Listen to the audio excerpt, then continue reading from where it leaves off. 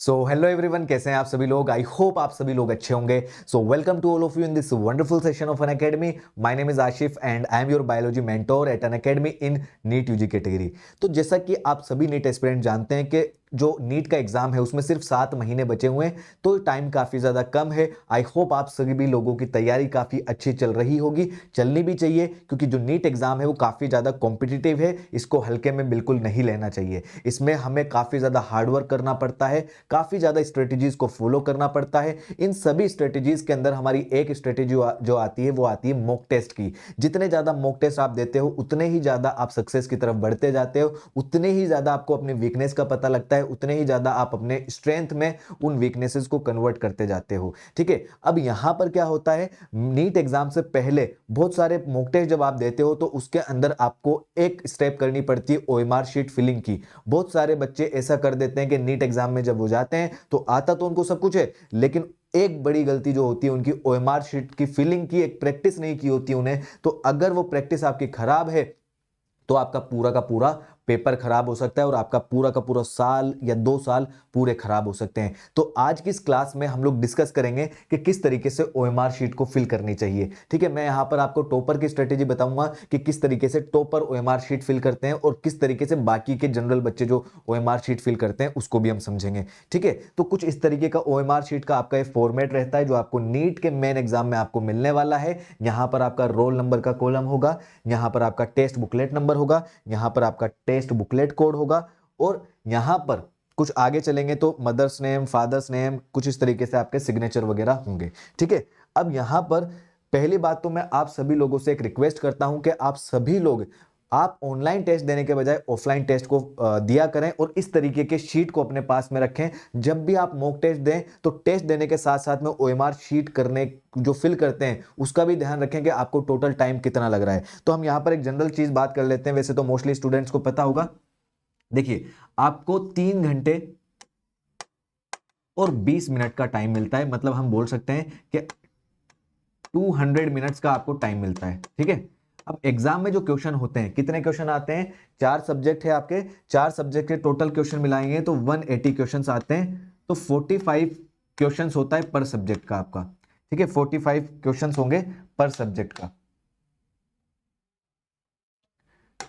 45 questions each subject. अब 4 subject है, सबसे पहले जो मैं मानता हूं बच्चे जो है वो बायोलॉजी पिक करते हैं। तो बायोलॉजी के अंदर आपके 2 आ जाते हैं यहाँ पे, एक तो हो गया जूलॉजी और एक हो गया बॉटनी, फिर एक आ गया आपका फिजिक्स और लास्ट में आ गया हमारा केमिस्ट्री।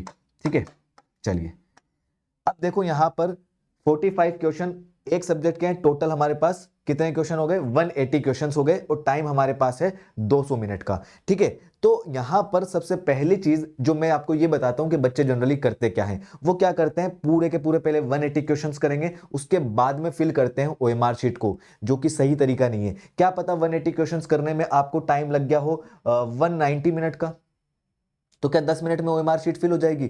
नहीं होगी। तो ये एक सही तरीका नहीं है, जनरली बच्चे ऐसा करते हैं। एक और तरीका हमें देखने को मिलता है, बच्चे क्या करते हैं, पहला क्वेश्चन किया, उसको करने के बाद में उसके लिए ओएमआर शीट फिल कर देंगे यहां पर।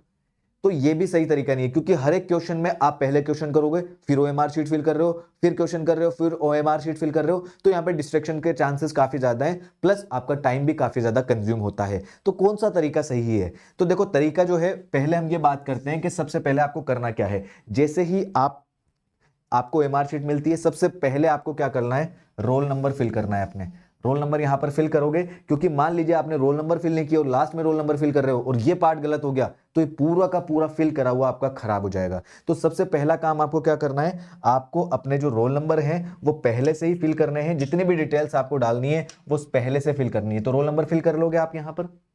उसके बाद में आपका टेस्ट बुकलेट नंबर आपको फिल करना है और आपका टेस्ट बुकलेट कोड आ गया यहां पर, और सारी चीजें पहले से फिल करके रख लेनी है, ताकि उसमें कोई गलती हो तो पहले ही हमें पता लग जाए, हमारा टाइम ज्यादा खराब ना हो।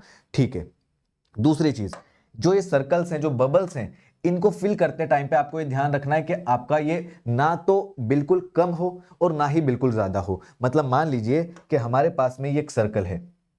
ठीक है, हमारे पास ये एक सर्कल है, तो इसको सर्कल कर फिल करते टाइम ना तो ऐसा हो कि हाफ छोटा थोड़ा सा भर दिया हो, ना ऐसा हो कि बहुत ज्यादा भर दिया हो हमने।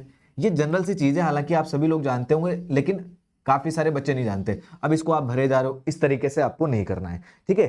चलिए, तो हम पहले ये बात करते हैं अब कि किस तरीके से हमें इसको फिल करना चाहिए। देखो, हम इसको करेंगे बेटा यूनिट वाइज। यूनिट वाइज का मतलब क्या हुआ? सब्जेक्ट वाइज, ठीक है।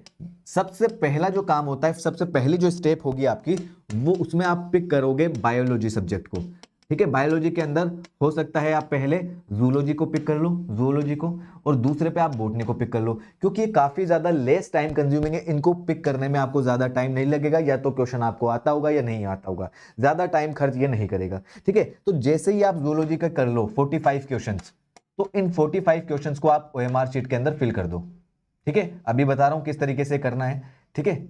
ये मान लीजिए आपने फिल कर दिया। अब यहां पर आपको एक चीज का ध्यान रखना है, जब आप ओएमआर शीट फिल कर रहे हो तो आप क्या करोगे, पहले क्वेश्चन नंबर चेक कर लोगे। भाई पहले क्वेश्चन के अंदर मान लीजिए आपका ऑप्शन बी करेक्ट आ गया, तो आप क्या करोगे, पहले क्वेश्चन में देखोगे बी, फिर वहां पर ओएमआर शीट के अंदर जो आपके ये जो बबल्स हैं, इन बबल्स के ऊपर जाकर बी है, तो यहां पर पहले बी पे क्लिक कर देना, एक छोटा सा डॉट बना देना, जो कि अगर मान लीजिए गलत भी होता है तो ये इतना नहीं आता है उसके अंदर चेकिंग में, ठीक है। तो आप फिर यहां पर चेक करना, क्रॉस चेक कि क्या बी सही है मेरा, तो बी अगर सही है तो फिर आप वहां पर बड़ा सर्कल बनाना, ठीक है। इस तरीके से 4-5 क्वेश्चन आपको एक साथ लेने हैं, ठीक है। जैसे मान लीजिए पहले में बी है, दूसरे में सी है, और तीसरे में ए है, फिर डी है, तो आप क्या देखोगे, बी सी ए डी, ठीक है। आप क्या करोगे, यहां पर बी पहला हो गया हमारा, फिर सी, फिर आ गया आपका ए, और फिर आ गया आपका डी, ठीक है। अब यहां पर आप क्या करोगे, छोटे सर्कल बना करके रख लो ताकि आपको एक आइडिया लग जाए। क्रॉस चेक भी करना है इसको बराबर में। सी आपको दिखेगा तो यहां पर आप देखोगे हाँ सी सही है, ए ठीक है, ए को फिर आप पूरा फिल करोगे, ठीक है। फिर आप डी को पूरा फिल करोगे, ठीक है ना, पूरा फिल कर देना। इसको मैं जनरली समझाने के लिए बता रहा हूं। अब एक चीज और है, अब यहां पर आपके जो सेक्शन है वो 2 सेक्शन आते हैं। सेक्शन कितने होंगे आपके, सेक्शन ए है एक तो, और दूसरा है सेक्शन बी। सेक्शन ए के अंदर आपके टोटल 35 क्वेश्चंस आएंगे, जो पूरे के पूरे 35 क्वेश्चंस आपको करने हैं। इधर बी सेक्शन के अंदर आपके 15 क्वेश्चंस आएंगे, जिनमें से आपको ओनली 10 क्वेश्चन करने हैं। अब यहां पर हीरो बनने मत लग जाना कि मेरे को तो पूरे 15 आते हैं, मैं तो पूरे 15 करूंगा, आपको पता नहीं चलेगा टाइम कहां आपका खराब हो गया, ठीक है। तो 10 पूछे हैं तो 10 ही आपको करने हैं, 35 + 10 ये टोटल आपके 45 हो जाएंगे पर सब्जेक्ट, ठीक है। तो आपको यहां पर क्या करना है, ना तो सारे के सारे क्वेश्चन को एक साथ करके सारे के सारी ओएमआर शीट को एक साथ फिल करना है, ना ही एक एक क्वेश्चन देखना है और एक एक ओएमआर पे एक क्वेश्चन फिल करना है। इस तरीके से टाइम ज्यादा लगेगा। मैं आपको बता रहा हूं सब्जेक्ट वाइज आपको क्या करना है। सबसे पहले जो चूज करना है वो आपको चूज करना है बायोलॉजी को, ठीक है। बायोलॉजी के अंदर भी आप जूलॉजी या बॉटनी जो भी पिक करना चाहो, फिर आपको केमिस्ट्री पिक करना है, फिर आपको पिक करना है फिजिक्स, ठीक है।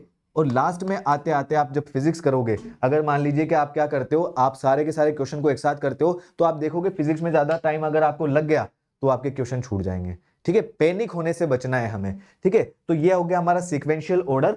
और यूनिट वाइज मैंने आपको ये बता दिया है, 15 में से आपको 10 ही करने हैं सेक्शन बी के अंदर, और ये सारी की सारी जो डिटेल्स हैं ये आपको पहले से फिल करके रख लेनी है। और यूनिट वाइज जब आप करोगे तो 5-5 क्वेश्चन के आंसर्स एक साथ चेक करो, और यहां पर एक छोटा एक साथ गोला बना लोगे, आप छोटा डॉट लगा दोगे, और उसके बाद में क्रॉस चेक करने के बाद में पूरा इसको फिल करोगे, ताकि जो है हमारा गलत ना हो, क्योंकि एक एक क्वेश्चन के ऊपर 5 मार्क्स प्लस माइनस होते हैं, थाउजेंड्स ऑफ रैंक ऊपर नीचे होती है, तो एक बहुत बड़ा रोल प्ले करती है ये, ठीक है। अब मेन एग्जाम से पहले अगर आप ज्यादा से ज्यादा मॉक टेस्ट दोगे तो इन सब की प्रैक्टिस आपको अच्छे से हो जाएगी, आपको पता लगने लग जाएगा कुछ टाइम बाद में कि मैं कहां गलती कर रहा हूं। तो वैसे तो देखो पर्सनल चॉइस होती है, सब अलग अलग तरीके से ओएमआर शीट फिल करने का काम करते हैं, लेकिन ये जनरल जो है टॉपर का तरीका जो मैंने आपको बताया है आप वो भी कर सकते हो। अगर आप चाहते हो कि सर मेरे लिए तो कोई दूसरा तरीका काम कर रहा है, तो वो जो बेस्ट काम करता है आपके लिए वो सब बेस्ट है, ठीक है, जो आपके लिए काम करता है। तो आई होप आपको ये वीडियो अच्छी लगी होगी, और मुझे कमेंट बॉक्स में जरूर बताना आप लोग कि आप कौन सा तरीका फॉलो करते आए हो, ठीक है। तो मिलते हैं अगली वीडियो में, तब तक के लिए bye bye, take care, thank you, see you all, have a good day, let's crack it, best of luck.